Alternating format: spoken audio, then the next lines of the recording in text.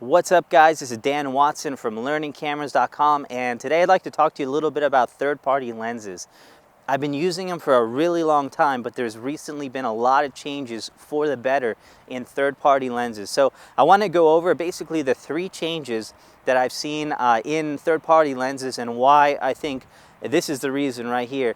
This is why third-party lenses will never be the same again, and why I'm going to highly recommend one particular brand to you, even above some of the others, and even above one of the some of the major manufacturers. So stay tuned. We're going to take a look at exactly what this is and how it'll help us out, how we can save money, use some awesome glass, and still get the images that we want. So third-party lenses have been around for a really long time, but recently they've taken a big turn for the better. And the two major brands that I've had a lot of luck with recently as far as doing that, taking that extra engineering challenge, have been Sigma and Tamron. And the two lenses that have really done that is the Sigma 18-35 f1.8 and the Tamron 24-70 f2.8 VC. And here's what they've done. With the Sigma lens, they've been the first lens ever to give us an f1.8 zoom lens. That was huge for me. It's really been able to give me the quality of a prime lens with the aperture of a prime lens, but knowing that I have a little flexibility in the zoom range for those tight pinches when I just really don't have a lot of movement and can't move my legs and need to get that picture taken off. So it's really a phenomenal lens. It's also an amazingly sharp lens and great build quality. Now with the Tamron, another lens that I own is a 24-70 f2.8 VC, and I'm actually filming this review with that lens now. And one of the reasons I love this lens so much is it gives me image stabilization on a 24-70 f2.8 lens. None of the Canon lenses, no Nikon lens can do that. If you want a 24-70 f2.8, you're going to be stuck without that capability. So this is basically Sigma and Tamron not only delivering a great lens for the price, but giving us something that we actually cannot get for any price with Canon and Nikon right now. So very compelling lenses to switch to. Now another thing that's been really impressive to me has been the sharpness, image quality that I've been able to get out of these lenses, and build quality. There have been a lot of brand new lenses that have come out on the market from our third-party manufacturers that have really rivaled what Canon and Nikon have been able to do. And the Sigma 35mm f1.4 is a great example of that. One of the sharpest lenses that I've ever used, and a new favorite of mine all the time. Sold my Canon f1.4 for that lens. It just has stunning build quality, great image quality, a fraction of the price, but even if it costs the same, I would still recommend this Sigma just because it's such an awesome lens right now. And then the third thing is what I'm holding in my hand right now. And this is why I'm going to recommend one brand over another probably, and why I think there's a new future for third-party lenses.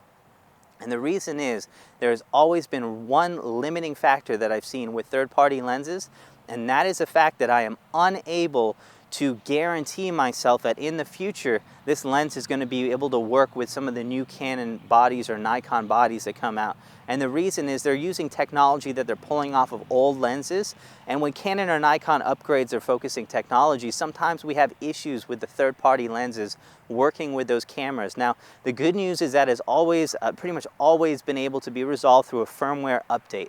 However, most of the time that meant sending your lens in. If it wasn't under warranty, that could be a very expensive proposition on a lens that you bought primarily, in a lot of cases, just to save money. So that wasn't always something that we were happy to hear, is that you buy a new camera and all of a sudden your lens will not work on it. Now, I've actually had that happen with very recent cases with both Canon and Nikon, and with both Sigma and Tamron. The Sigma 17-70mm f2.8 to f4 had a lot of struggles with Nikon bodies, specifically the Nikon D5300 when it first came out. It took a little while before Sigma actually was able to issue a firmware update to support that lens. They had issues with it. Also, the Tamron 24-70 that I'm shooting this with, when the Canon 70D came out, I am having issues with it draining my battery when attached. And I've got to do a battery pull the battery completely out, leave it away from the camera, or I got to pull the lens off, because if I have this camera off, that lens is still going to drain my camera battery and very, very quickly too. So these are both issues. Now, both companies have solved these issues through firmware updates. However, Tamron has required me to send in the camera. They said that it would be possibly, they wouldn't give me a firm price on it, but upwards of $200, $250 for that repair, since it's not covered under warranty, because my lens is not covered under warranty. The big difference is Sigma. Sigma has this little dock right here. Right now this dock is $59. And this dock gives you a lot of capabilities in addition to firmware updates, but allows you to change your focus. So this is really helpful on a lot of cameras that don't have micro focus adjustments.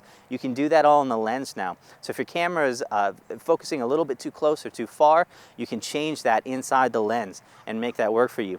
But the other big thing is that we do get firmware updates that we can push directly to the lens via this. So the minute Sigma issued an update to that, all I had to do was take my Sigma lens, plug it in here, plug it into my USB, and within 2 minutes I was up and running again. I didn't need to send my lens out to Sigma, no cost on the repair. The firmware update came and I was able to fix that. Now, even on lenses that didn't have big issues like this, like my Sigma 35mm f1.4, there have been 2 updates for that lens that have come out, and I've been able to use the Sigma dock to add those updates to that. So that's been huge, that the lens that you buy is only going to get better with time. We've seen that with everything else. We've seen that with TVs, with tablets, with every other thing in our industry. But this is really the first time that we're seeing it with camera lenses. So now, as a result of this dock by Sigma, I no longer fear my worst fear of third-party lenses, which is that the lens won't work with the updated body. Sure, there were fixes for it, but they were all inconvenient, made me having to send out my lens and other things like that, and probably cost me money, that were inconvenient and very, very costly for a third-party lens. Now I don't have to worry about that anymore. I have something that even Canon and Nikon can't give me. I have the ability to make my lens better over time. I have the ability to fine-tune adjustments in my focus range over time, not just in camera, but in the lens itself.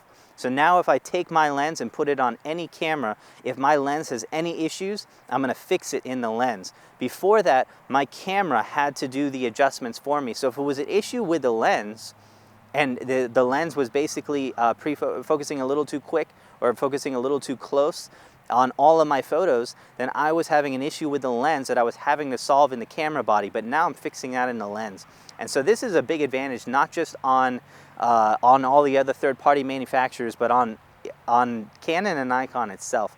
This has been huge for me, and I actually have the Sigma 120 to 300mm I'm testing right now, and that lens has the ability to load custom focus options on it. So you can have custom focus options depending on what you're shooting, whether it's something still or maybe something moving very quickly. This is a whole new world for lenses and lens technology. It's the first lens that has ever implemented those custom focus modes. I'm really looking forward to what Sigma can deliver with the result of this dock, and I'm hoping some other people will follow suit on that. I no longer fear third-party lenses.